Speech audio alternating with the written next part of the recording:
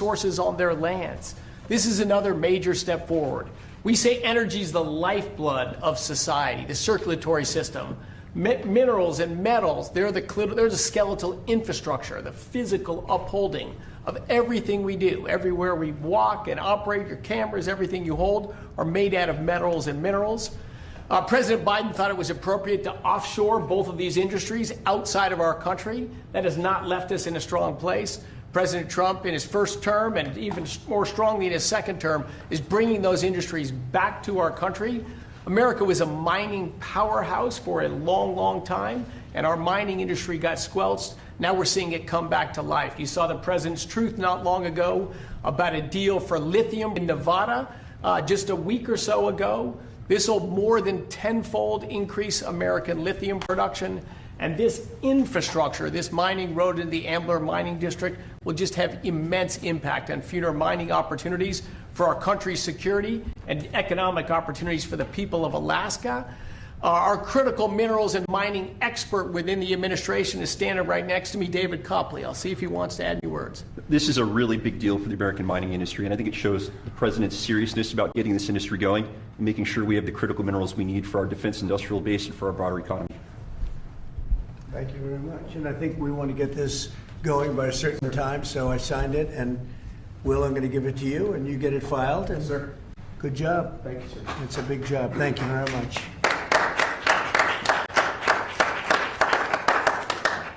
So we created a great deal of wealth for that part of the world and that part of our country by doing this long, very difficult road to build, and we'll be talking about that sometime later. But it's a great deal for our country. It's a great deal for the people of our country and for the taxpayers of our country.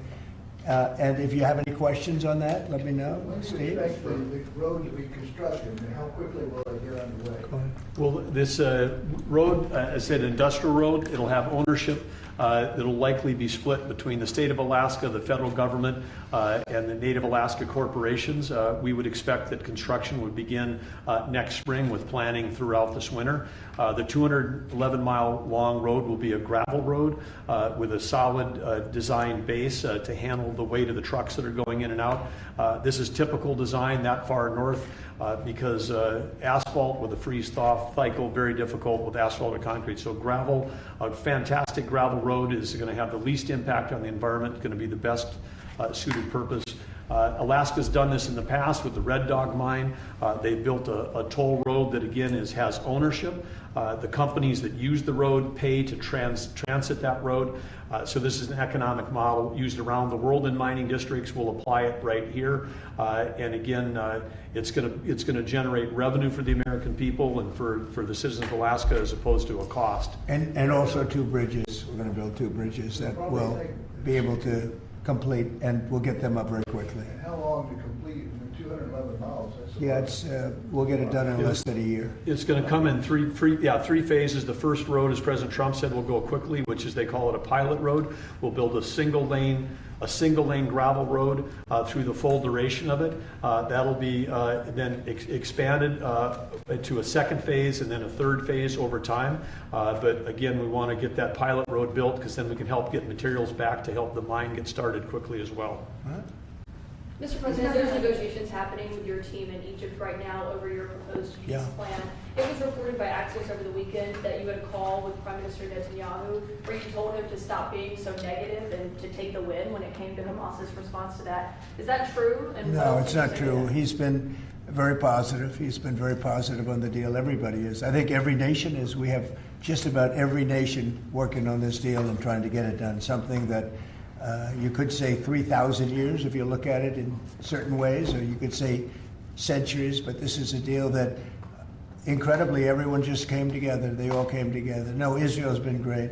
They've all been good, Caitlin. And in the negotiations, do you have any red lines in terms of Hamas disarming and whatnot? Are there no, any I have red places lines. you're If certain things aren't met, we're not going to do it. But I think we're doing very well, and I think Hamas has been agreeing to things that are very important.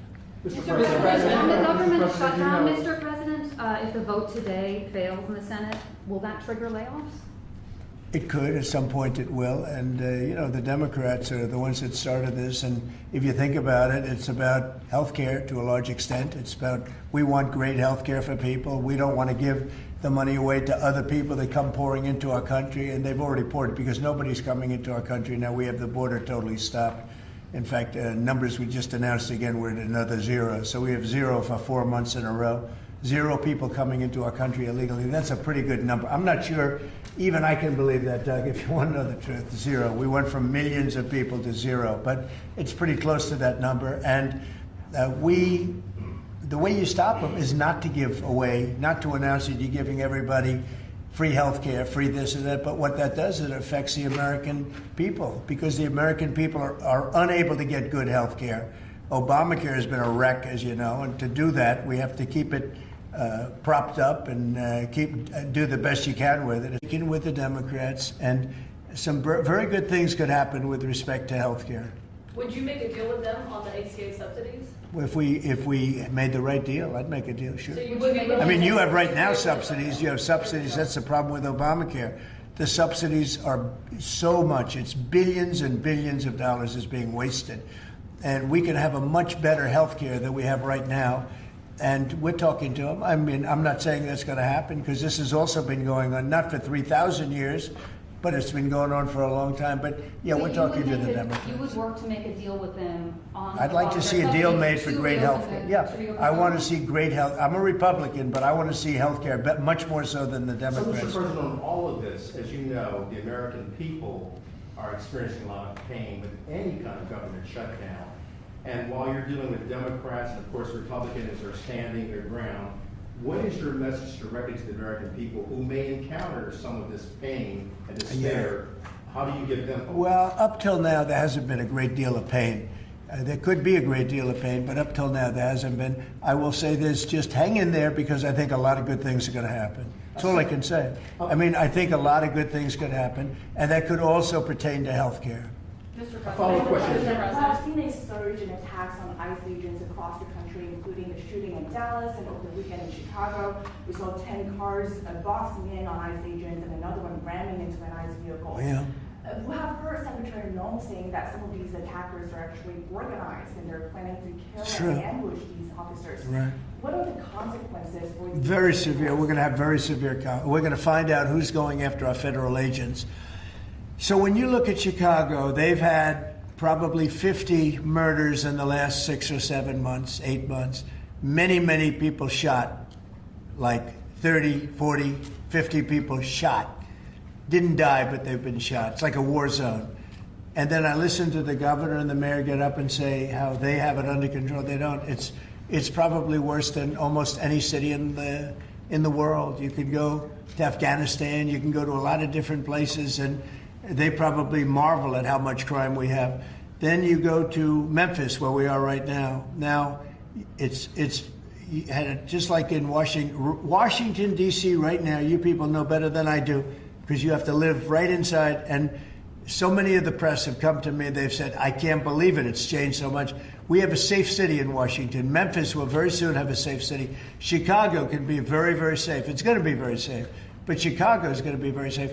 And you say, why is it that a governor wouldn't accept free help from regardless? I mean, whether it's National Guard or the military or anybody. I mean, if women raped and beaten and knocked to hell, and the same with men where they're being shot all over the place in large numbers.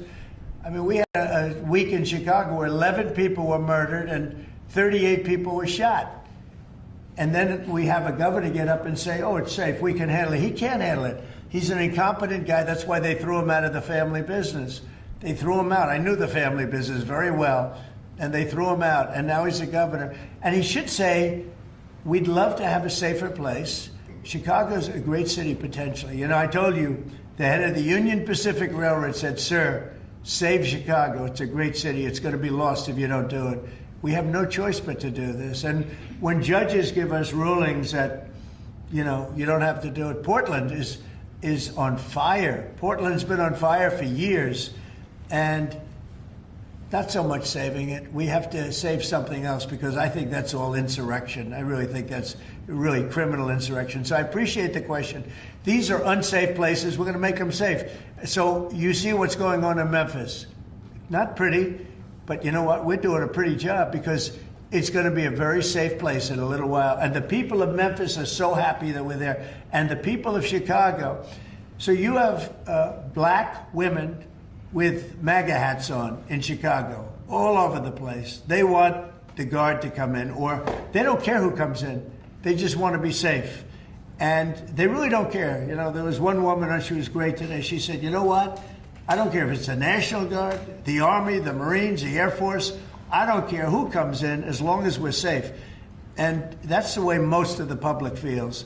We're going to make Chicago really great again. And we're going to stop this crime. Then we're going to go to another one, and we're going to go city by city. We're going to have safe cities. And it was so great that we started with our nation's capital, one of the worst. I mean, so many people, every week, somebody was killed. They'd come from Iowa, they'd come from Indiana. They want to see the Jefferson Memorial, the Lincoln Memorial. They want to see something, and they'd get shot. And you'd call their parents, I'm sorry, but your son is dead.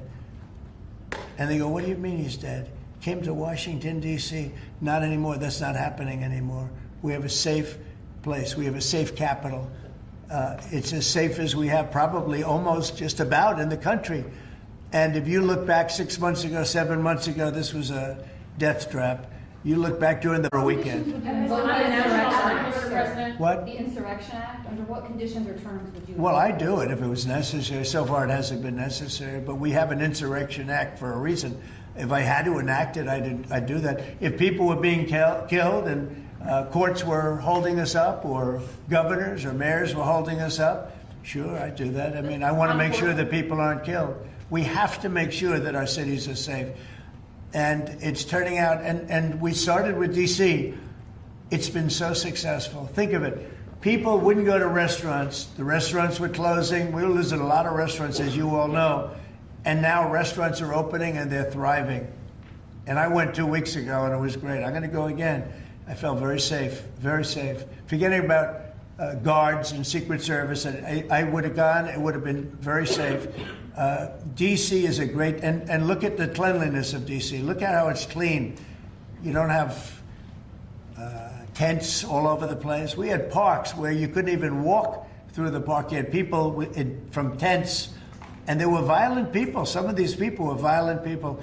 We have a great, safe capital again, and if you look at it in 6 months from now, it'll be the most beautiful anywhere in the world. It's being cleaned. The graffiti's all gone now. The tents are all gone. We have a capital that you can be proud of, but it'll only get better with time. Tomorrow is October 7th, the 2-year anniversary of the original Israeli attack. Do you expect the Gaza deal tomorrow, or is there any sort of hostage? I think we're going to have it soon. I think we're going to have a deal. It's a hard thing for me to say that when for years and years they've been trying to have a deal with Gaza, but literally for centuries. Okay, if you really think about it. But we're going to have a Gaza deal, I'm pretty sure, yeah. And what do you heard about the talks? Well, I'm the one that got the hostages back. Remember that, you know? I'm the one that... I was going to ask you that. Yeah, I got them back. Israeli citizens are celebrating what you've accomplished in this deal. Should it come through, there will be a lot of celebration on the streets of Israel. The hostages' families, have they been in contact with you with regard to this deal that could happen? They're so happy about it. It's like they can't breathe. One said, I can't breathe. It's very sad because you have hostages and you have people that are no longer living. But the parents, and I've said this to you many times, the parents want the bodies of their boy back, the bodies of their loved one back. In most cases, they're young men, and they're dead. And there's probably 32 or so, about that number. Nobody knows exactly what the number is. They want that body back as much as if their son were alive. I've been with them. Many have come to the White House, to the Oval Office. I've been with many of the people that I got released. We have a fantastic group working on it. Steve Witkoff has been amazing. I have Jared. took Jared out because Jared's a very, you don't find anybody more capable, and we have the A+ team working on it. I think we've made tremendous progress. And yeah, the people of Israel wanted to happen, but the people related to hostages, I mean, you see in Israel tens of thousands of people. They really want the hostages back, and they really want things to end. And I think Hamas now has been, all I can say is they've been fine.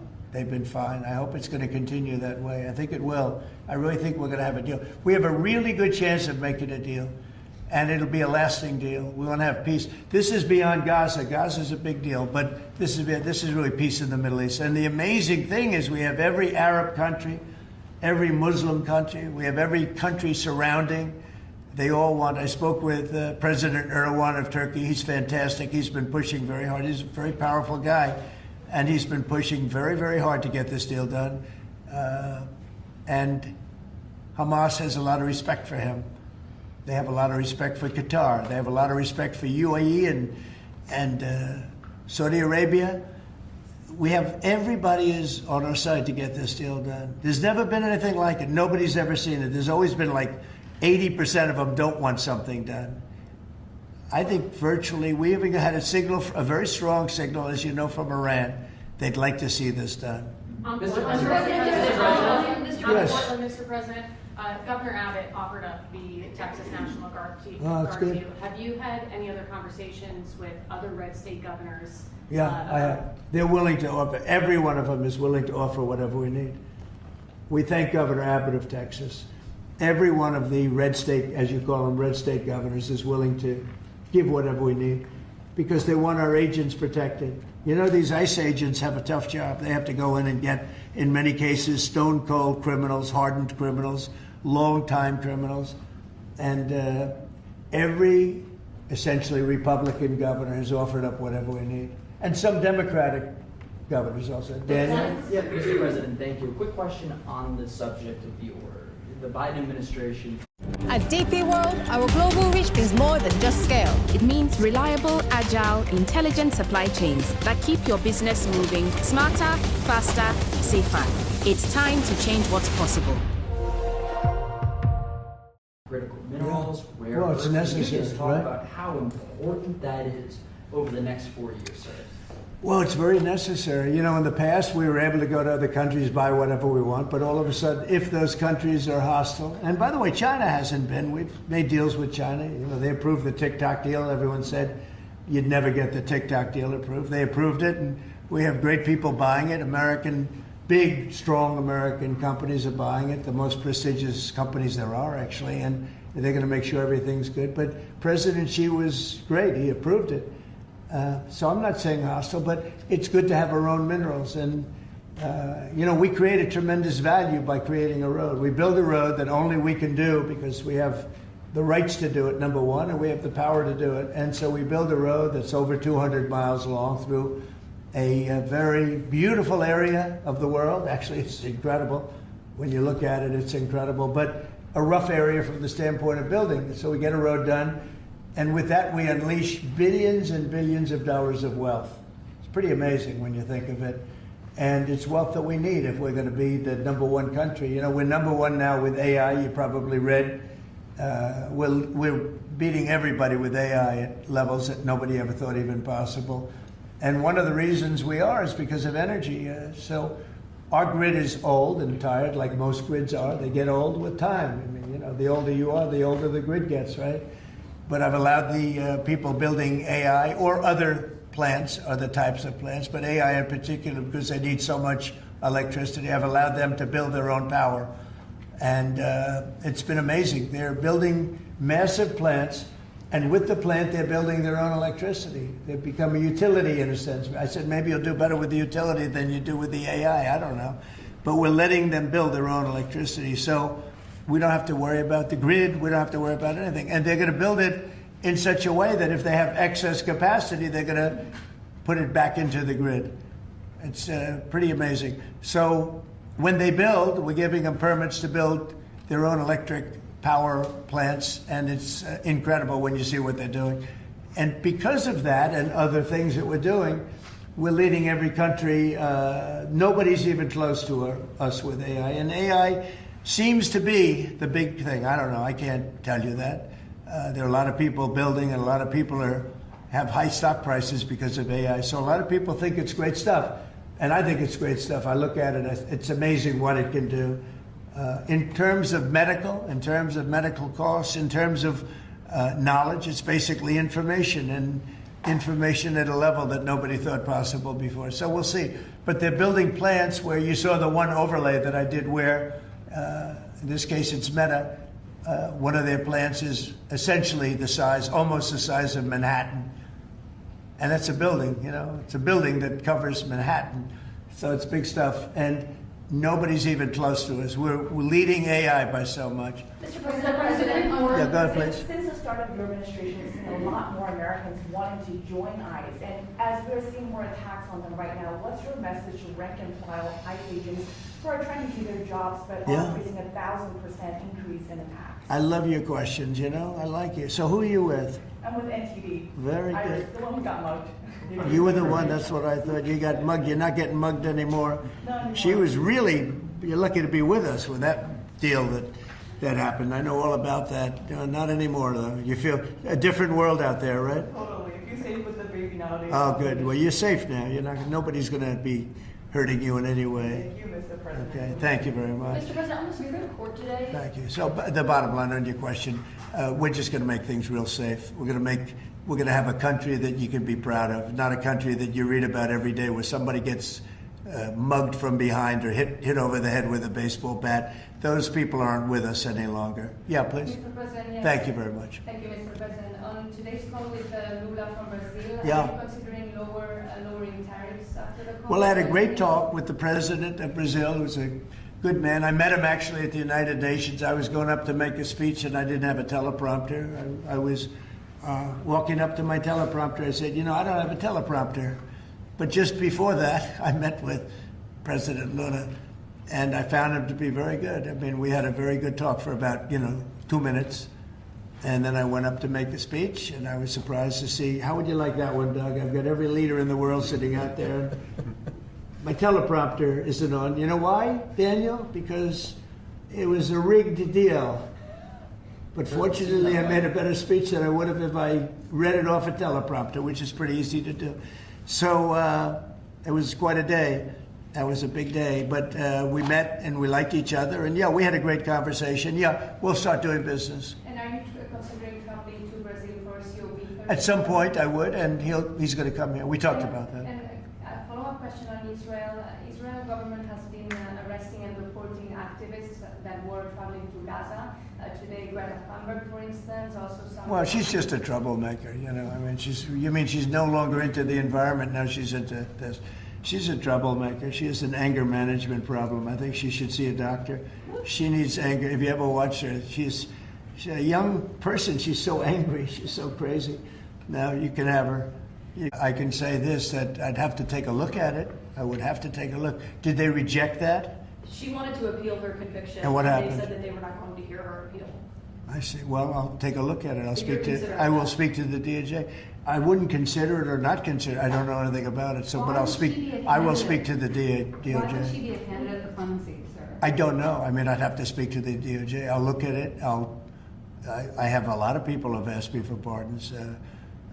I call him Puff Daddy has asked me for a pardon. But she was convicted of child sex trafficking. Yeah, I mean, I'm going to have to take a look at it. I'd have to ask DOJ. I didn't know they rejected it. I didn't know she was even asking for it, frankly. Fly Tomahawk missiles to Ukraine, sell them to NATO, and let them sell them to Ukraine. Yeah, I've sort of made a decision, pretty much. If you consider, I think I want to find out what they're doing with them. Yes. Where are they sending them? I guess I'd have to ask that question. That war should never have started, would have never started. Such bad judgment was used there. I think on both sides, by the way. But nobody looks good with the war with Russia and Ukraine. Nobody. That's been a horrible. This week they lost over 7,000 soldiers between the two of them. This is every week they're losing 7,000, 8,000, 5,000. they have a range of like 1,500 miles or something, and so they'd be able to. No, I know. No, I would ask some questions. I want to see what's. I'm not looking to see escalation. Yes. And tomorrow you're meeting with the Canadian Prime Minister. What's on the agenda for that?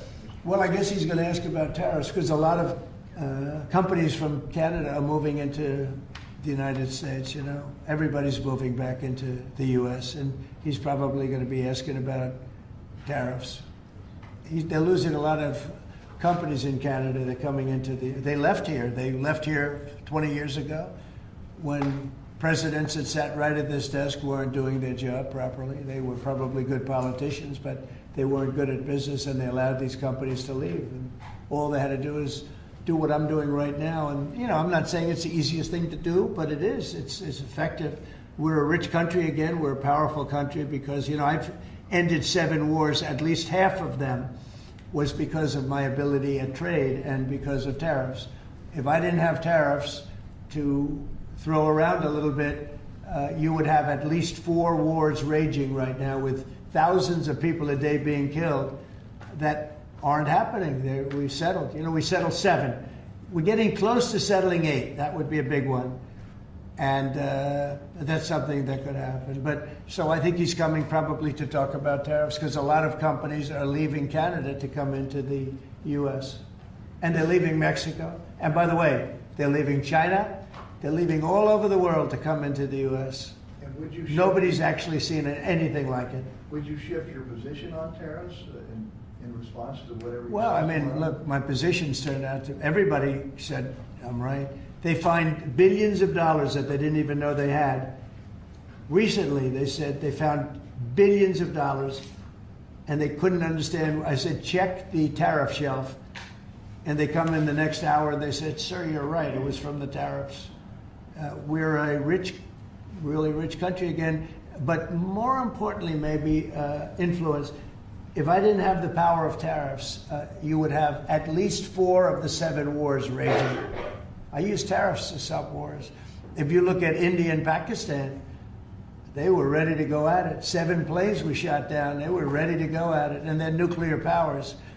And I don't want to say exactly what I said, but what I said was very effective. They stopped. And that was based on tariffs. It was based on trade. Tariffs are very important for the United States. We are a peacekeeper because of tariffs. Not only do we make, you know, hundreds of billions of dollars, but we're a peacekeeper because of tariffs. Mr. President. On the shutdown, Mr. President, the shutdown that occurred during your first term lasted 35 days. Yeah. How long do you expect this shutdown to go? Well, you don't know. Look, I can say this, that it would have not happened except for the Democrats. The Democrats are very foolish. They've lost their way. And we have a new thing now when you look at, it's called crime. It's called absolute, as Biden would say, well, I won't say what he would have said. Remember when he said, it's a 3-letter word, no. Remember that one? Everybody's saying, what was that all about? He probably meant exclamation point or something after the word. But this is a 5-letter word, crime, C-R-I-M-E. And we want to put it out and are putting it out, and they don't. They don't seem to care about it, but they do care. I believe that Pritzker and this mayor of Chicago that like to say about they don't have it under control. Not only is it not under control, it's the opposite. And I believe they're afraid, they're scared for their lives. I believe that the Portland people are scared. You look at what's happened with Portland over the years, it's a burning hellhole. And then you have a judge that lost her way, that tries to pretend that like there's no problem. Actually, she's not even saying that. There's a huge problem in Portland. I'll tell you what the problem is, crime. Okay, crime. There's a huge problem in Chicago. It's called crime. And we want to put out the crime, and they want to inflame the crime. And why they want to, I don't know. But it could be that Pritzker is scared for his life. Yeah. You appointed that judge in On Portland, the Mr. UN, do you President. have an update on the investigation into what happened to you at the UN last month? And also, what's your message to Americans who are concerned about your and your family's safety as you're very out in public? Yeah, I am out there. There's no question about it. Well, at the UN, we had a problem with the teleprompter. We had another problem that nobody has actually talked about. the people in the room didn't hear my speech. Did you know that? The people in the room, they didn't have any loudspeakers, and they didn't hear my speech. And I thought I made a really good speech. I mean, considering I didn't have the use of teleprompter, which is unusual. But I made a speech. I could have walked off the stage. I guess most people, Doug, I think most people would have just said, we'll see you in about a half an hour, right? But, you know, they obviously turned off the I think they turned off the teleprompter, but there was a reason that it didn't work. I actually know the reason. They didn't let the teleprompter person into the room, okay, which is essentially the same thing. So I made a speech. It turned out to be a very good speech, got good reviews. I went out to the audience after the speech. I saw my wife. I said, how good was that speech? Was that unbelievable or what? She said, I didn't hear a word you said. I said, what do you mean? She was sitting in the front. I said, what do you mean? She said, you couldn't hear anything that you said. The speakers were turned off.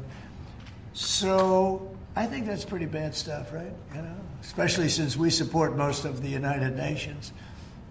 And yet I still want to keep it in New York, because I think the United Nations has tremendous potential. If properly run, the United States has tremendous potential. But think of this. I settled 7 wars. I never spoke to the United Nations about it, not one of them. You look at, and those were wars that were raging a long time, and in many cases. And I settled 7. I never heard from the United. They didn't help me. They should be able to settle the wars. I shouldn't have to be settling the wars. Yeah, please. Yeah, last week you signed the security guarantees for Qatar. Yeah. Do you see any role for the Senate in that? Did they have to vote on that? Or do you think Well, I wouldn't mind if they did. If they want to, they'd let me know. Nobody said that, but you know, and Turkey's likewise been helpful. I mean, honestly, UAE, Saudi Arabia, everybody's been helpful. I just spoke today with the King of Jordan, and he's been terrific too. We have, I can't think of any country that's been negative about this. This is why it should happen. I mean, everybody wants it to happen. And usually when everybody, including, I think, Hamas, and when they want it to happen, it's going to happen. James Comey is being arraigned on Wednesday, obviously after his indictment. Are you worried that your own statements calling for his prosecution could help him actually in his defense of this case? No, I think he's a crooked guy. He's a dirty cop. Comey, I think he's a dirty cop. He's recognized by many people to be a dirty cop and dishonest guy. So all I have to do is, I mean, I have nothing to do with the case. I just say, but you called on Pam Bondi to prosecute him and oppose him. No, I don't call anybody. You know what? I'm allowed to do that if I wanted to do that. But Comey's a crooked guy. He has been for years. And he got caught. Look, he lied. This is just a simple case. He totally lied. And then he confirmed the lie on, I guess, numerous occasions, or at least one occasion. He confirmed the lie. He said, that's what I said, and I stand by it. And, you know, I mean, the guy, and he didn't say, to the best of my knowledge. He didn't say, well, I don't remember. He made a very definitive statement and a very important statement concerning him. And he got caught in an outright lie. And that's why a group of people, it wasn't me that voted, they voted to indict him. But he's a crooked guy, in my opinion, and we'll find out. The court's going to determine that in a little while, I guess. Yeah. President, do you expect to announce farm relief this week? Yeah, I'm going to do some farm stuff this weekend. You met with Yeah, please. the Navy yesterday celebrating It was unbelievable. their 250th. Can you talk about that? And as we get closer to America's 250th, you've initiated a prayer initiative as well. Yeah. Talk to me about both of those events and why they're so important, particularly the prayer initiative going forward to the. Well, we have, and we're dealing, as you know, with all of the different, and not just evangelicals, Christians. We're dealing with lots of different faiths, religions, and I felt for a long time that, you know, if a country doesn't have religion, doesn't have faith, doesn't have God, it's going to be very hard to be a good country. You know, there's no reason to be good. I want to be good because you want to prove to God that you're good, so you go to that next step, right? So that's very important to me. I think it's really very important. And yesterday was amazing. We went out. We went to the naval base, the largest in the world, actually, and I saw things that were incredible. The level of I don't want to use the word weapons, but they are weapons. The technology on these planes, on the carriers, on all of the different things that we saw. They gave us missile displays. They did the West of Virginia. and it's sitting in a big ocean. And it was pretty calm yesterday, but it's still a little bit testy, right? Yeah. And you'd have these guys land right on a thing and come to a sudden screeching halt. And they're really something. They were taking off yesterday, and they look over, "Yes, sir," and then you see them, and you see them just get ripped back into the seat because the G-forces are so great. And actually, if you're not in great shape, because they were doing maneuvers that were incredible yesterday, and the admirals were explaining that if you're not in really good shape, you don't make it because you pass out. These guys. And women, I met some women pilots that, it's incredible what they're able to do. So we saw something that was great, and you saw the spirit, because we had for a couple of thousand, I think they had probably 22,000, largely sailors, all dressed in the most beautiful white. There wasn't a spot on any of those uniforms. I looked at them, it was just a wave of white. And it was a great crowd and great reception. So, getting back to a very important question that was asked, when you go back a year ago, people weren't joining the armed forces. They weren't joining the Army, Navy, Air Force, Marines, the Coast Guard, Air Force. If you look at, any of them, they weren't joining, Space Force. And now we're setting records, recruitment. And that goes for the police and fire. Now they want to be policemen, they want to be firemen. And firemen, people don't mention them, but they're incredible. I know so many of them, they're brave as hell. I wouldn't want to do it, tell you.